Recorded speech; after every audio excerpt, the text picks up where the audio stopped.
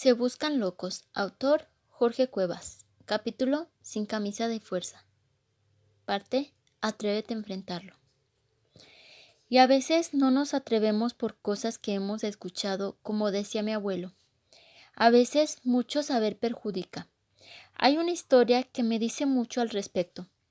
Cuenta que un día, en un pequeño pueblo cerca del Polo Norte, se abrió un hueco en el piso de hielo. Un niño cayó en ese hoyo y se estaba congelando y ahogando. Otro niño lo alcanzó a ver y corrió a salvarlo. Olvidándose de cualquier cosa, el niño se agachó, le dio ambas manos y con toda su fuerza intentaba sacarlo. La gente que estaba alrededor se percató de lo que sucedía y alguien corrió a llamar a los bomberos. Mientras tanto, el niño seguía tirando de los brazos de su amigo. Hacía un gran esfuerzo, resbalaba y se levantaba una y otra vez, hasta que logró sacarlo de aquel hoyo. En esos momentos los bomberos llegaron y estaban impresionados con la proeza que había hecho aquel niño al salvar a su amigo. Y fue entonces que un capitán se le acercó y le dijo: ¿Cómo lograste salvar a tu amigo cuando esto era imposible? Todavía jadeando por el esfuerzo realizado, el niño respondió: Es que nadie me dijo que era imposible. Creo que mi abuelo tenía razón, porque a veces mucho saber perjudica. Y por eso me da mucho gusto cada que mi abuela me dice: Hijo, Dios conserve tu ingenuidad. En ocasiones hemos escuchado tantas cosas malas con respecto a algo que nos la creemos y entonces nos da miedo, y el miedo nos bloquea. Normalmente, ante estas circunstancias, nos rodea la psicosis, o mejor dicho, la ociosis. Como un caso de ociosis, recuerdo que cuando iba a pasar a quinto de primaria, todo mundo me decía que sería el año más difícil, y con ese temor entré, y con ese miedo me la pasé todo el año. Cuando ya estaba en sexto, me di cuenta de que quinto no había sido más complicado que sexto o que cuarto. Lo que me había hecho terrible el año era el miedo que le tenía. Después nos decían a mí y a mis compañeros que tal materia en la secundaria era imposible de aprobar, o que en la prepa quinto semestre era complicadísimo, y en la facultad la expectativa era peor. Todavía me acuerdo que cuando entré a mi primera clase el maestro se paró al frente y nos mencionó de forma sarcástica: Jóvenes, desde ahora les digo que si tienen cama, la vendan, ni sueñen con que van a dormir. Aquí dejamos mucha tarea. Además, yo sé que les gusta mucho su carrera. ¿Cuánto les debe de gustar para escoger una profesión en la que ya no hay chamba? Todos los compañeros estábamos asustadísimos. Imaginaba la cara que teníamos ante lo que el maestro nos decía. Y a fin de cuentas, la gran mayoría de los que estábamos allí terminamos la carrera. No tuvimos que vender nuestras camas y casi todos estábamos trabajando. ¿Y cuántas veces vamos asustados ante los nuevos retos que nos presenta la vida? Por ello, puede ser útil hacernos esta pregunta. En el peor de los casos, ¿qué puede pasar? Vas a ver que muchas veces no es tan grave. No hay por qué preocuparnos de más, ya que después de todo, pasa el tiempo y pensamos: no era para tanto, me estaba ahogando en un vaso de agua. Es normal que cuando alguien tiene un nuevo reto, no solo él, sino las personas que le rodean tengan miedo, y el miedo no deja ver la realidad. Eso es normal. Es de personas cuerdas, pero enfrentando las mismas cosas de la misma manera y sin que nos cueste trabajo salir adelante. Qué bueno que existan retos nuevos. Atrévete a tocar puertas. En promedio, yo diría que se necesitan 400 intentos para atrapar un salmón en el Atlántico, pero en cada intento tienes la esperanza de lograrlo. Ted Williams, pescador. Don Ramiro había laborado durante 20 años en un banco cuando se quedó sin trabajo. Le tocó el famoso recorte de personal. Definitivamente, esta era una situación muy dura. Él no sabía qué hacer. ¿Poner un negocio propio? No. No tenía una idea clara de cuál. Jamás lo había pensado. Siempre creyó que terminaría su carrera en el banco y que allí se jubilaría. ¿Buscar otro empleo? No. Ya lo había intentado, pero a sus 51 años, de acuerdo con las políticas de la empresa a las que había ido, no era viable. Un día, su amigo Ernesto lo invitó a iniciarse en la carrera de ventas, y a pesar del miedo que tenía al respecto, se animó.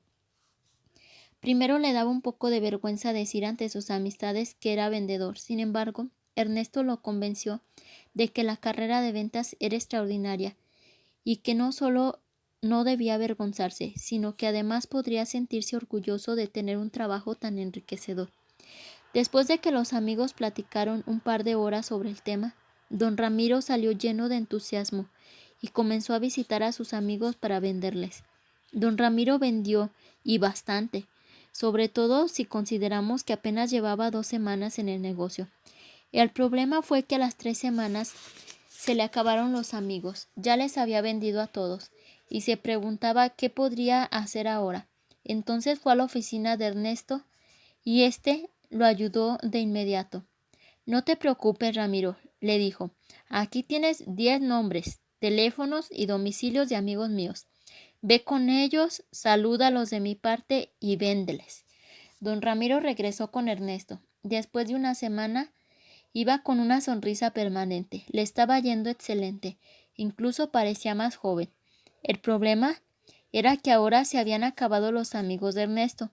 Ernesto, con todo el gusto del mundo, le dio otros 10 nombres, teléfonos y domicilios, y añadió: ve con ellos, salúdalos de mi parte y véndeles. Y así pasaron 2 o 3 meses hasta que un día, cuando don Ramiro llegó, Ernesto, de forma cortés, le dijo: Ramiro, discúlpame. El día de hoy tengo muchísimo trabajo y no te voy a poder atender como te lo mereces. Sin embargo, sé que necesitas seguir vendiendo, pero por eso no te preocupes. Mira, el secreto es muy sencillo. Ve con mi secretaria, dile que te facilite el directorio telefónico, busca allí 10 o 15 nombres, teléfonos y domicilios, ve con ellos, salúdalos de mi parte y véndeles. Aquel señor iba a pedirle nombres de conocidos a su amigo porque tenía miedo a tocar puertas, miedo de hacer el ridículo, y esta lección le hizo saber que los límites estaban en su mente, que él solo se estaba poniendo una camisa de fuerza. Entonces se dio cuenta de que podía tocar cualquier puerta y de que en la vida quien se atreve a desafiar el miedo de expresarse en cualquier lugar lleva un paso adelante. Don Ramiro descubrió que tener miedo a tocar puertas de desconocidos era su principal obstáculo para ser vendedor. Y en realidad, de alguna forma, todos hemos luchado en alguna ocasión ante este obstáculo. Porque todos somos vendedores. Vendemos nuestro trabajo o vendemos ideas.